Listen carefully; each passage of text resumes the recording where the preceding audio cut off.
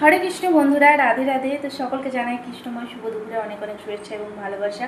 তো বন্ধুরা, এই পৃথিবীতে সকলের আত্মীয় স্বজন আছে। আত্মীয় স্বজন যখন বাড়িতে আসে তখন সুন্দরভাবে সেই আত্মীয় স্বজনকে খাবার সাজিয়ে দেওয়া হয়। তো আমার তো এই পৃথিবীতে আত্মীয় স্বজন বলতে নিজের বলতে কেউ নেই, একমাত্র মেয়ে আমি আর আমার ভগবান গোবিন্দ ছাড়া কেউ নেই এই পৃথিবীতে। শুধুমাত্র মা, মেয়ে আর গোবিন্দ, ব্যাস এইটুকুই। তো চলো আজকে ভগবানকে কী দিয়ে ভোগ লাগিয়েছিলাম আর সেটাই তোমাদেরকে দর্শন করবো। আর আজকে পুরুষোত্তম মাসের প্রথম দিন, সেটাই চলো ভোগটা তোমাদেরকে দর্শন করাই।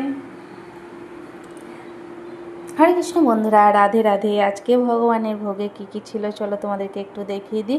আজকে ভগবানের ভোগে ছিল, এটা হচ্ছে পনির সবজি একজন দিয়েছে আমার গোপুসোনাকে, কাঁচা পনির দিয়ে গিয়েছিলো, সেটা রান্না করে ভগবানকে ভোগ লাগানো হয়েছিল। আর এখানে ছিল কুলের আচার, এখানে ছিল চারিদিকে স্যালাড, আর ছিল তোমার কিন্দুরি ভাজা, তারপর ভেন্ডি ভাজা, লাফা ভাজা, পটল ভাজা, আলু ভাজা, পায়েস, কলা, আর এখানে ছিল পাঁপড় ভাজা, জল। প্রতিটা জিনিসে তুলসী পত্র দিয়ে ভগবানকে ভোগ নিবেদন করেছিলাম।